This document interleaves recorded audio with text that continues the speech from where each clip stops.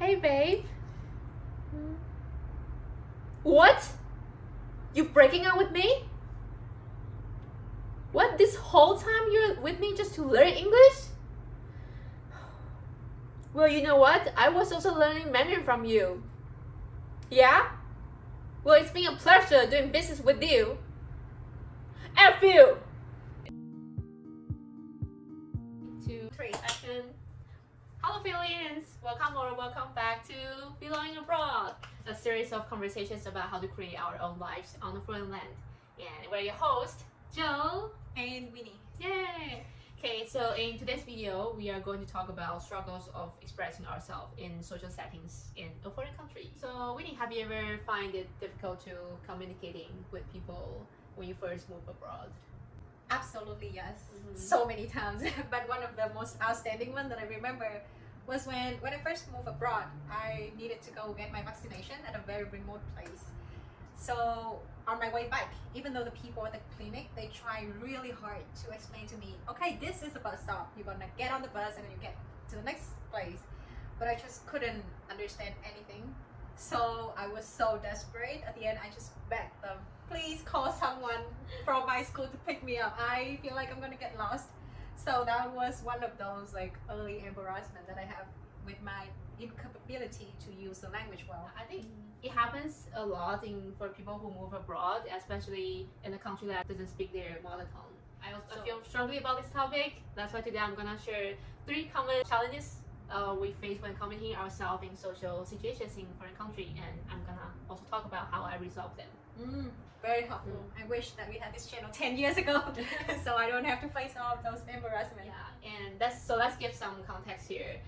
Before I moved to a foreign country, I was pretty confident in my own English because I was always the top student in class and I was also an English major. But in reality, when I moved here, I realized the English I've learned at home wasn't enough for me to engage in a daily conversation with people. Whoa. So was that due to the change of environment that you experienced that? I think so, and also because of the English education in my country, they didn't focus on speaking. Like we will have like reading exam, writing, and listening, but we never really focus on speaking. So that's the issue with the Taiwanese Ministry of Education, right? Yes. But we also have the same issue because in my country we focus way too much on let's practice so we can do so well in exams instead of okay, how do we actually use the language, because we just didn't have to. I remember you were also an English major, Sam, but you were an English major in an English native speaking country. How did you feel about communicating with those students? Right, so traumatizing. No, I'm joking, but it's really different because English literature in the US was literally literature. The students that I were studying with, they were not just native speakers, but they were really good at using the language in a way that, yeah, I feel like no matter how much I tried, I would never be able to reach to that level. So I felt like I was the worst student for about 3-something years, and it took a really bad hit on my confidence in general. 3 years of that struggle sounds really scary. It was scary, but the silver lining was that because I get this constant exposure therapy to my fear, I was able to somehow get used to it, and eventually I feel like I had a better grasp of using the language around day-to-day conversation. I agree with this exposure therapy. I did something similar, but instead of expose myself to talk to people, I start with talking to myself, like all the time.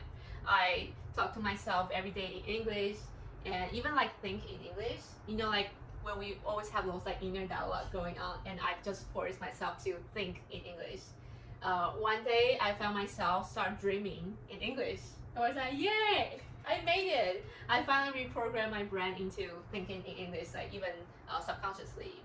The other thing I did was this thing called jam exercise. The purpose of it was to build our fluency, and it's not just English, any language can do. Build our fluency by talking about a topic for 3 minutes non-stop. Yeah, I'll put the description in the description below to explain more about this technique. That's brilliant. Yeah, I feel like I don't know if I could do those exercises, but they sound like something that's definitely gonna boost your ability to use the language like instantly. And I remember when my best friend and I, we tried to also practice more English together, we ended up the whole day not saying a single word. Yeah. Because I feel like we were both conscious and embarrassed about our own ability. So I guess if I were to do it all over again, I would do something similar, just like started just talking to myself so that I don't, like I remove embarrassment because it's just with myself. Well, but you can also find a partner to Right on. practice English. Yeah.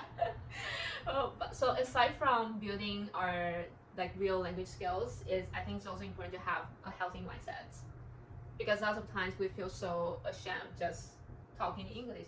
I remember when I first moved here, and I couldn't put together the sentence I want to say quickly, so I would have something I want to say, but I was okay, I have to check, okay, what's the word to use here, is the grammar correct, if this sounds smart or not. But by the time I put those things together, the moment has passed. Oh. Yeah, so frustrating. I couldn't even make my jokes. But I actually started to see, okay, maybe I just throw some pieces of words out and like throw some words of my jokes and see how people react. And well, people laughed at my jokes, not me. And it gave me confidence to think, okay, then maybe next step I can try to throw a whole sentence without being so self-conscious on the word I used. Yeah, absolutely. I think it's always very unnerving at the beginning, but it takes a little bit of courage to actually push ourselves to do it for the first time, and then eventually you get used to that, right? And I also think whenever I have conversation with even native speakers, they say the wrong thing all the times, Yeah. but they get to correct themselves after. So it's okay, and at the end of the day, no one really just keep thinking about the one thing that we say wrong. Then we were always able to come back from it. And what other challenge did you face when you first moved here? So other than the language, I found it hard to understand what people were talking about. But it wasn't because I didn't understand language. I understood every word of it, but they made some local references that I didn't know what was it. Yeah, it must be confusing just as I move around a lot. So even though I was moving in the cities that speak the language, but I still didn't feel like I knew the people or the local community. So that is something that I feel like I constantly need to catch up on whenever I move. And how did you catch up? I owe it to my journalist instinct. Yeah. To be a journalist, you need to ask people a lot of questions. So that's what I do whenever I meet new people. I just get curious about them. Whenever they say something that I do not know, I just straight up ask them, what does that mean? Can you tell me more about that? So it helps me to get context from local people. And another really helpful thing is I would do research beforehand. So I would follow local news.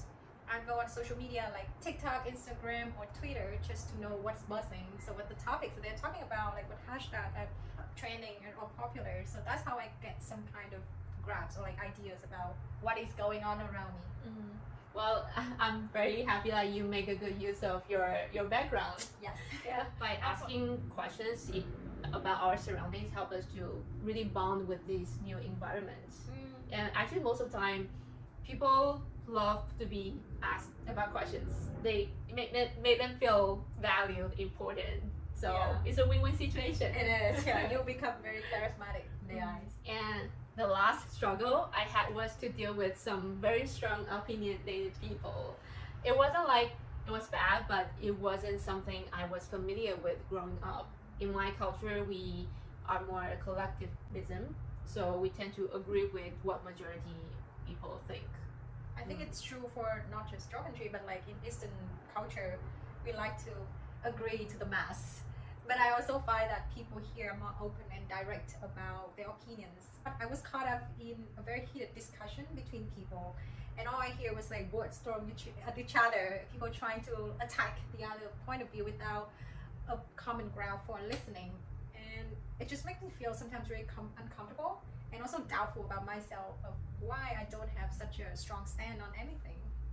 That happens when we're in a foreign country where so many cultural backgrounds are mixed together.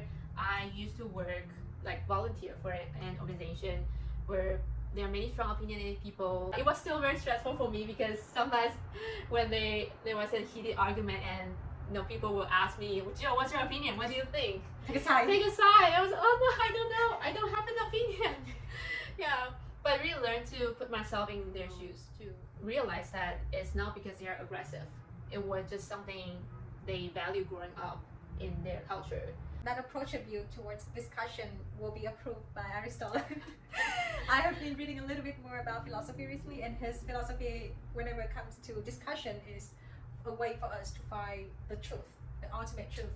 It's not the way for people to just like throw out opinions and thoughts to attract like-minded people and get their approval.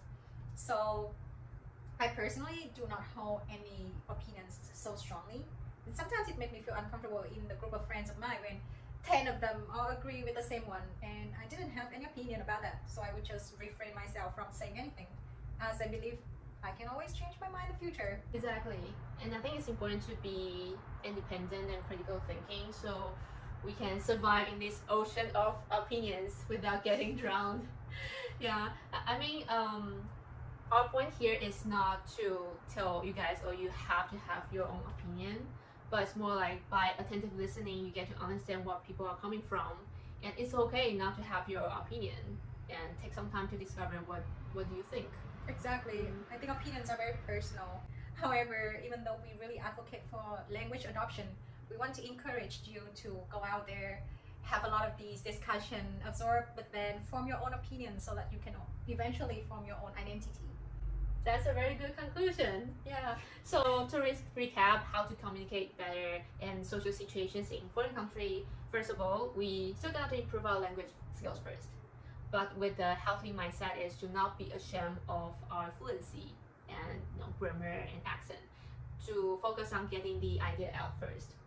And second, when we find ourselves don't really understand what people are talking about, maybe they use lots of local reference, just be curious. Ask them questions, observe and listen to what they're talking about, and do some research to get to know more about the country and the people.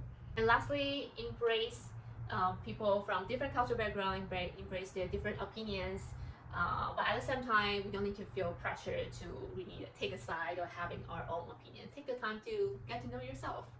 Yeah, absolutely. I think this video is a way to encourage you to get out there, be in social situation without feeling too awkward about it. So if you take any of these tips and apply, let us know if it works or not for you. And we are hoping to hear more conversation from you in the future. So we'll see you next time. Bye-bye. Bye. By knowing all like the oh my god, yeah, that's not necessary. Let's just stop there. I was like, oh my gosh, this is new. Actually, didn't know what you were gonna say. I'm not very good at improv. I should join Michael. I'm gone.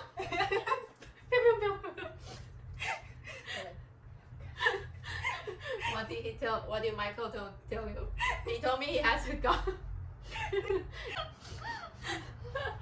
Oh. Yeah, we should try improv sometimes. Yeah, I'm really down.